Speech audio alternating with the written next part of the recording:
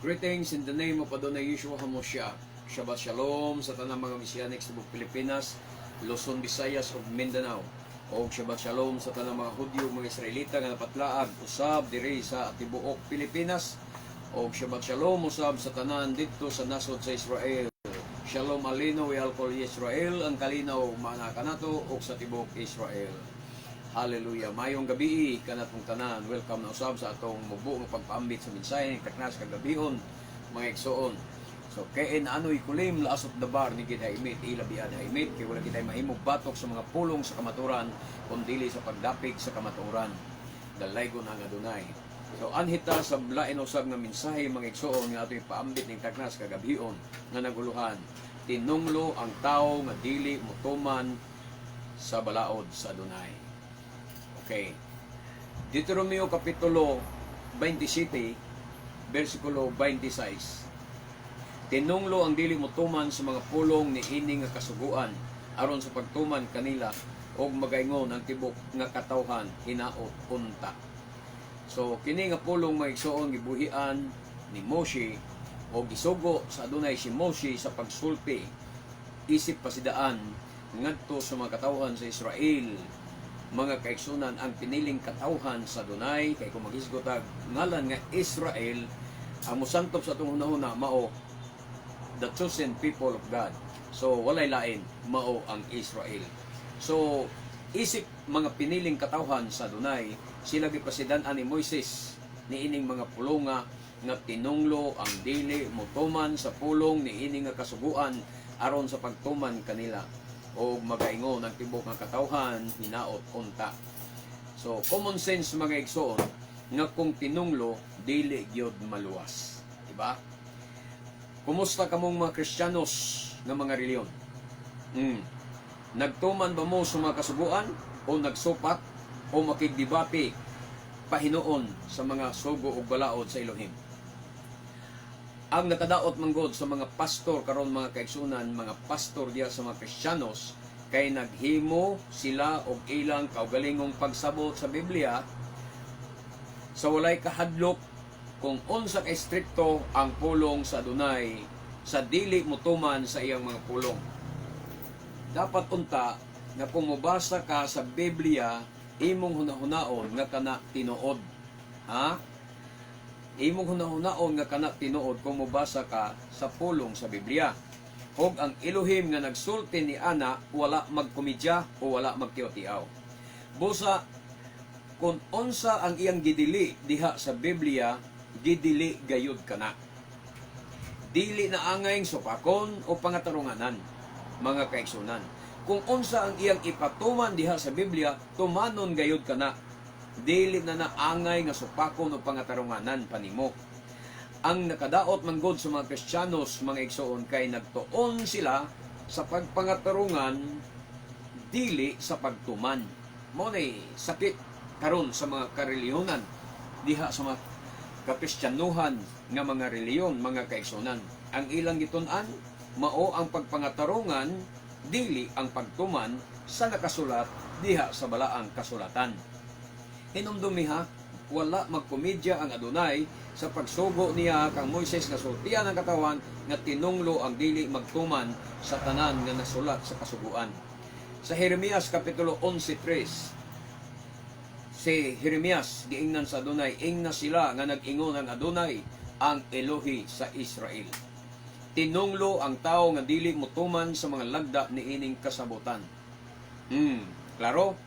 Nagtuo ba mo nga nangumidya ang Elohim sa pagsulti ni ining bersikulo ha, mga kaigsunan?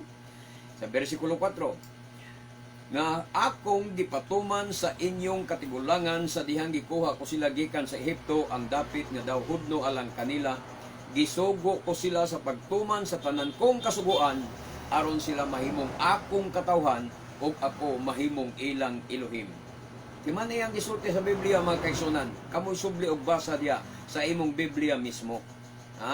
Wala magkomedya ang Adonai sa pagsulti ni ining mga pulunga.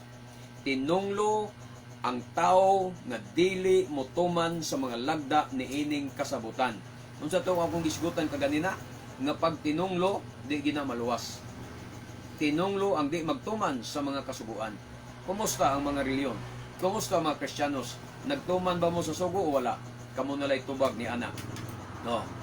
Gisugo ko sila sa pagtuman, matud pa diri mga kaigsunan. Gisugo ko sila sa pagtuman sa tanan kong kasuguan, aron sila mahimong akong katawhan o ako mahimong ilang Elohim.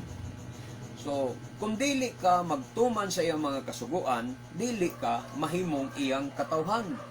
Sa ato pa, ang Kristiyanos nga wala magtuman sa mga sugo o balaod sa Elohim, dayag nga dili iyang katawhan. Ang Biblia mo'y nagsulti. Ha? Dili ako'y gasulti. Gisugo ko sila pagtuman sa tanan kong kasuguan, aron sila mahimong akong katawhan. Sa ato pa, dayag mga kaigsunan. Nga kung ang Kristiyanos dili magtuman siyang kasuguan, dayag na sila dili iyang katawhan. Sa ato pa mga Kristiyanos, wala man magtuman sa kasuguan, wala magtuman sa balaod, dayag na dili gyud iyang katawhan. Mangutana ako kaninyo, mga Kristiyanos, kinsa ang imong Dios? Ha? Muna ako pangutanan nimo, ikaw nga nagtan-aw ron, kinsa ang imong Dios? Ha? Ang Dios ba sa Israel o ang Dios ba sa Roma? Kung moingon ka nga ang imong Dios mao ang Dios sa Israel, kay ang Biblia mo imong gikoptan, nganong dili man ka mo tuo sa gisulti sa Elohim sa Israel? Ha? Kinsa may nagsulti ni akong gibasa karon? Kining Jeremias 11:3, kinsa nagsulti? Ang Elohim sa Israel.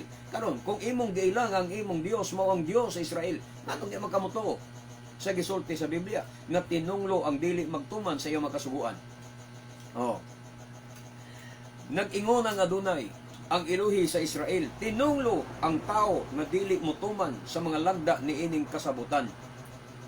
Ang dili pagpamati sa Elohim sa Israel, ilhanan nga dili kamo iyang katawhan. Mao na ilhanan. Ha? Ang dili pagpamati sa Elohim sa Israel, ilhanan nga kamo dili iyang katawhan. Gisugo ko sila sa pagtuman. Manila ang bersikulo 4 diya. Gisugo ko sila sa pagtuman sa tanan kong kasuguan, aron sila mahimong akong katawan ug ako mahimong ilang Elohim. Nag-angkon ka nga ang imong Elohim mao ang Elohim sa Israel? Taman ra ka sa angkon. Ang Elohim sa Israel, di mo angkon nimo, dili mo ilan nimo. Kay ang kondisyon niya sa iyang pag-angkon nimo ug pag-ilan nimo kung magtuman ka sa iyang mga kasuguan. Muna ang iyang kondisyon. Aron iya kang ilhon nga iya kang katawhan. Aron iya kang ilhon nga siya maoy imong Elohim. Nga siya ang Elohim Elohim ni Abraham, mahimong imong Elohim. Kana kung magtuman ka sa iyang makasuguan. Pero kung wa ka magtuman siya makasuguan, dayag o klaro ang gisulti sa Biblia nga dili ka iyang katawhan. Dili sad kanya ilhon nga siya ang imong Elohim, mga igsoon. O, anhitas panultihon kon Proverbio kapitulo 28 bersikulo 9. Kung dili mo tumanon ang balaod, matud pa sa Biblia, bisan gani ang imong mga pag-ampo kasilagan sa Elohim. Ita nimo ang panultihon 28:9. Ha? Nga kung di ka magtuman sa balaod, pagkapait gyud ay sa imong dangatan, kay bisan ang imong pag-ampo kasilagan sa Elohim. Wala mo mahadlok, anak, mga Kristiyanos. Ha? Wala mo mahadlok niya, anak, mga born again. Wala mo mahadlok, anak, mga Pentecostal.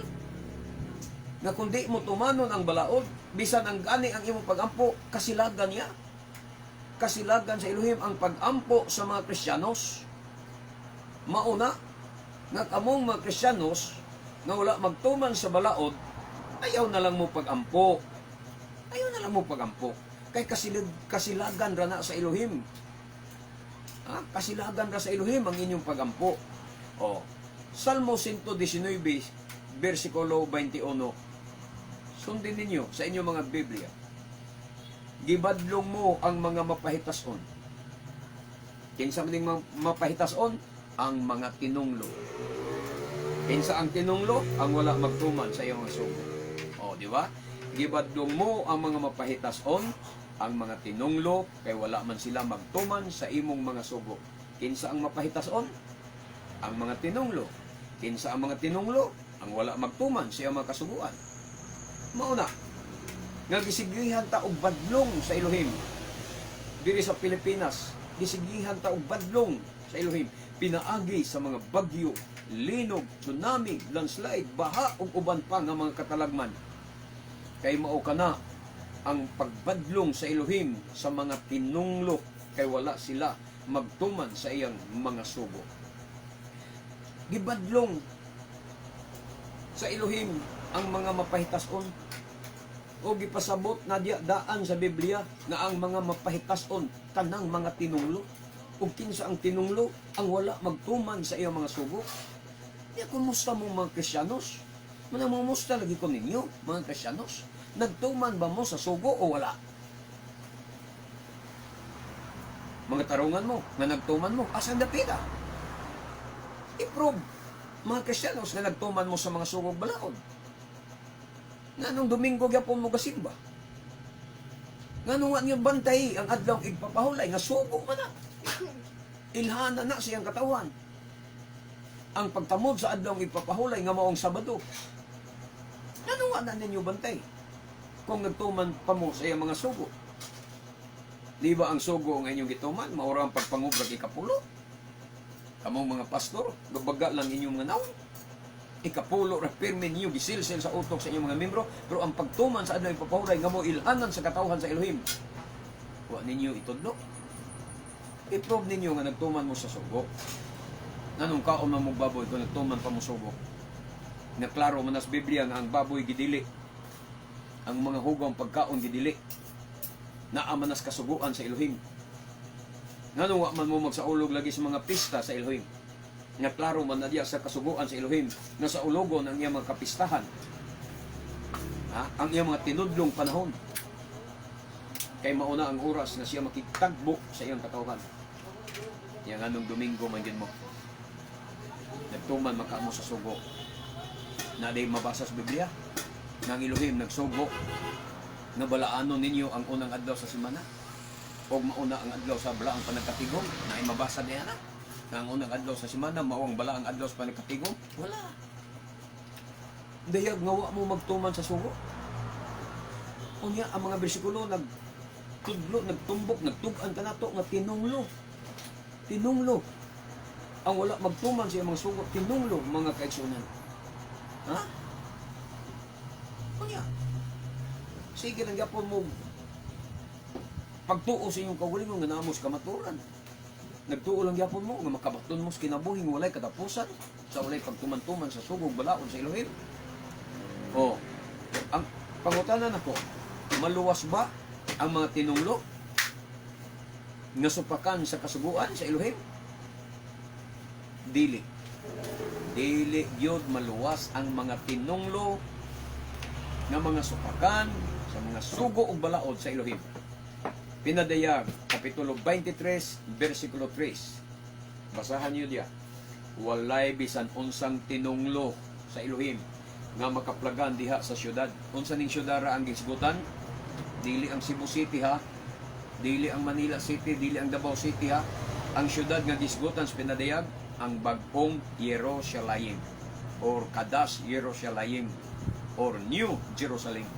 Mauna ang syudad nga gisgutan. Unsay giingos pinadayag 22:3, walay bisan unsang tinunglo sa Elohim nga makaplagan diha sa syudad. Unsa toy tinunglo? Kadtong wala magtuman sa iyang mga sugo o balaod. Ha? Mo toy mga tinunglo ang wa magtuman sa iyang mga sugo o balaod. Anaa sa syudad ang trono sa Elohim og sa nating karnero og simbahon siya sa mga alagad niya. Oh. Mga igsoon, giluwas kita sa Misaya, gikan sa tunglo sa balaod. Muna'y katarungan sa mga Kristiyanos. Giluwas na ta sa Misaya, gikan sa tunglo sa balaod. Oh, unsay problema kung giluwas na ta sa Misaya, gikan sa tunglo sa balaod? May problema. Giluwas kita sa Misaya, gikan sa tunglo sa balaod, dili aron magpadayon sa pagsupak sa balaod. Sabtan ninyo? Kung dili aron mo tuman na sa balaod. Sama ani bang example? Human ka piyansahi sa imong pagkabilanggo. Gipiyansahan ka sa imong amahan kay nabilanggo ka. Buot ba niyo ipasabot kay gipiyansahan ka na, mubalik ka sa imong sala sa pagbuhat sa hinungdan nga ikaw na priso? Mubalik ka. Panangtag. gipiyansahan ka sa usa ka krimen nga imong gibuhat. Human ka piyansahi, mubalik ba ka sa maong pagbuhat sa krimen? Dili na. Magbago ka, mag-usab ka, aron di ka mabalik sa bilangguan. Mausad na ang gibuhat niya doon ni Yeshua, giluwas ta niya sa tunglo sa balaod. Ang tunglo sa balaod maong kamatayon sa mga supakan. Kamatayon sa mga nagsupak sa balaod. Giluwas ta niya doon ni Yeshua. Pinaagi siyang bilinhong dugo, gipakamatyan ta niya dito sa Kalbaryo aron ka maluwas. Unya karon nga naluwas ta, karon nga gilukat ta, karon nga gipiyansahan ta niya sa iyang dugo. Ato na pong supak-supakon ang iyang sugog balaod. Ha? Mo na inyong pagsabot sa Biblia. Mo na inyong pagsabot sa grasya sa atong Misaya nga human na madawat ang grasya, mubalik sa pagsupak sa sugog balaod. Di na mao mga kaigsunan. Mo na baluktot na pagsabot ninyo sa Biblia. Kung nakasabot ka sa Biblia, human ka luwasa sa Misaya gikan sa tunglo sa balaod nan ayaw na supaka ang balaod. Aron ang tunglo sa balaod dili mo balik pag epekto diyan nimo. Kay mo balik pag epekto ang tunglo sa balaod diyan nimo, human ka maluwas, mo balik kas pagpakasala. Kung sa example sa Biblia sa Santiago, unila ni Apostol Santiago, sama tas baboy nga human maligo, samas baboy human maligo, mo balik sa lapok paglunang. Oh, inga na ang ehemplo niya sa mga hintil nga human kuno maluwas sa dugo sa Misaya, ni balik sa pagsupak sa mga sugog balaod. Mga igsoon, wala ta luwasan ni Adonai Yeshua aron padayunon ta ang pagsupak sa sugog balaod. Kaysa una, mangutana ko nimo, sa pa ka born again, asa kagikan, Katoliko ka. Sa Katoliko ka pa, nagtuman ba ka sugog balaod? Nagbantay ba ka sa Shabbat? Di ba wala? So asang dapitan nga moingon ka nga naluwas kagikan sa tunglos balaod, nga sa Katoliko pa lang kadaan, wa naman kay balaod. Kung imong pasanginan nga ang sugog balaod sa Adonai, mo'y borden, mo'y naghatag nimog sala. Pasanginan nimo nga ang sugog balaod mo hinungdan ikaw nakasala. Unya giluwas ka sa Adonai Yeshua, be. Kano sa ka nagtuman sa sugog balaod? Sa Katoliko ka pa, di ba wala? Unya karon pasanginan nimo ang sugog balaod. Nga mo hinungdan sa imong pagpakasala. Unya padayon hinuon ka nagsupak, human ka na born again, gikas yung pagkatoliko, pagka born again nimo, padayon lang yapon ka nga nagkaon-kaon sa hugang mga pagkaon, padayon lang yapon ka sa pagsimba sa adlong Domingo, padayon lang yapon ka sa walay pagtamod sa iyang adlong ipapahulay nga mao ang ilhanan siyang katawhan. Asang napita ka na born again? Asa mong napitan na usab? Nindot na makayog kahulugan ang born again. Nagbagko siyang kagaulitan, nagbagko siyang kinabuhi, nausab siya. Siyang pagkatawas ang dapitan na usab. Nasa Katoliko pa ka, busungan kag baboy. Karon nag-born again ka, busungan lang kag baboy. Asa ka dapitan na born again? Ha? Asa ka dapitan na bago? Yung kag born again ako? Asa mong dapitan na born again? Nga, malinapason ka siyang adlaw ipapahulay. Sa Katoliko ka pa. Karon malinapason lang po kasi ang adlaw ipapahulay. Asa man dapitan ng born again? Di ba wala? Munang klaro nga pagkasulti, kamo mga Pentecostal nga mga pastor wa makasabot sa balaan kasulatan nga inyong gibitbit. Kaya kung nakasabot pa mo nakasabot pa mo sa Biblia, no? Inyong masabtan, Israel kanunay ang naka-address diya. Mga Hudyo nga mga tao ang puro naa diya. Walay Pilipino diya nga nakasulat nga nung maghimo man mong inyong interpretasyon nga ibase ninyo sa inyong kultura nga Pilipino, ibase ninyo sa inyong tradisyon nga Pilipino nga ang nakasulat sa Biblia puro man ang mga Hudyo. Ang pagsabot sa Biblia ibase sa kultura sa Hudyo aron makasabot ka. Ibase sa tradisyon sa Hudyo aron makasabot ka ug matin-awan ka. Di kay ibase nimo sa imong kaugalingong kultura nga Pinoy ka mang dako. Mo na hinungdan na nangasaad mo. Nagdaghan ang reliyon. 40,000 na kapin ang reliyon dari sa Pilipinas. Ang registrado lang sa SEC, mga kaigsunan. Lain-lain nga pundok, pero maurang mga doktrinaha. Ha? Nga naman, wa makasabot sa Biblia. Galacia, atong basahon, 3 Gs. Kadtong nagsalig sa pagtuman sa balaod, mahimong tinunglo, kay ang kasulatan nag-ingon. Tunglohon sa Elohim ang dili magtuman sa tanan nga gisugo sa basahon sa balaod. Kining bersikulo murag may nikoptan sa mga Kristiyano, sa mga Pentecostal nga pastor batok sa mga nagtuman sa balaod. Kadto kuno nagsalig sa pagtuman sa balaod, mahimong tinunglo tanawa kamo mga Messianic, tinunglo mo kay nagsalig mo sa pagtuman sa balaod, mga igsoon sabtag maayong Biblia wa mi magsalig. kinsa man kining nagsalig sa pagtuman sa balaod. Kay kami, dili man ang nakaluwas namo ang balaod. Ha? Dili sa pagtuman sa balaod naluwas mi. Nagtuman mis balaod kay naluwas nami sa dugo sa Misaya. Ang among gisaligan sa among kaluwasan mao ang dugo sa Misaya. Ug kay naluwas naman mi, human mi maluwas, dili na mi musupak sa balaod, magtuman nami. Human mi gipiyansahan niya gikan sa tunglos balaod, di na mi magpakasala sa paglapas sa sugog balaod sa Elohim. Samtang kamo, lahi mong sinabtan. Na samtang mong giluwas sa Misaya, pinaagis iyang dugo, nagpadayon mas pagsupak sa sugog balaod. Dili mo na ang among pagsabot. So, kinsa man yung mga nagsupak o nagsalig sa balaod, mauni sila ang mga Orthodox, yung mga Hudyo. Ha? Kay nagtuman sila sa balaod, istrikto sila sa pagtuman sa balaod, apan wala nila dawata o tuohi ang manluluwas na si Adonai Yeshua, Misaya. Muna'y kulang sa mga Orthodox sa mga Hudyo, nagsalig man sa balaod, ay magkana atong balaod, wa sila mo tuos Misaya, nga mo'y manluluwas. Yan, unsay giingon niya sa sunod nga bersikulo sa giisulti sa Galacia 3:10, tunglohon sa Elohim ang dili magtuman sa tanang gisugo sa basahon sa balaod. Naaman di ay sa sunod sumpay, tunglohon sa Elohim ang dili magtuman sa tanan nga gisugo sa basahon sa balaod. So daghan karon manggod mga kaigsunan ang mga gitawag Shabbat keepers, di ba? Daghan karon ang gitawag na Shabbat keepers. Di lang kay kamera ang nagtamod sa adlong igpapahulay. Daghan dia mga secret namers, mga uban pa dia nga mga Christians gyapon nga Jesus Christ gyapon pero Sabbath keepers sila. Sama sa mga Worldwide Church of God, kanang gitawag Jerusalem Church of God, Sanctified Church of God, o uban pa nga mga Church of God. Nagbantay na sila, nagtamodsab na sila sa ikapitong adlaw na igpapahulay nga mao ang Sabado. Apan, dili tanan nga naas balaod ang ilang gituman. Munang tunglohon sa Elohim ang dili magtuman sa tanang gisugo sa balaod. Kaya ang ilang gibantayan dia ang pagkaon ra sa mga gihugang pagkaon, ay ang gilikayan, o ang pagbantay sa adlaw pahulay, maura na. Pero ang mga kapistahan sa Adonai nga gisugo sa Leviticus, nga gisgutan sa Leviticus 23, wa na nila i-apply, wa nila sunda. Sa laktod nga pagkasulti, dili tanan ang gisugo sa Adonai ilang gituman. Dili tanan nga gisugo sa Adonai ilang gituman. Daghan karon ang mga Shabbat keepers apan wala magtuman sa ubang mga kasuguan sama sa mga pista nga gisgutan sa Leviticus 23. Sa laktod nga pagkasulti, dili tanan nga gisugo sa Adonai ilang gituman. Nagpili-pili lang sila sa ilang tumanon.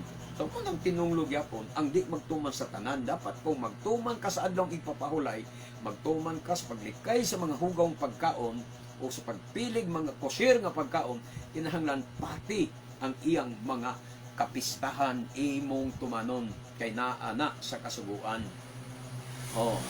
Anitas Ecclesiastes 12:13, human ni ining tanan, usa na lang kabutang ang angay kong isulti.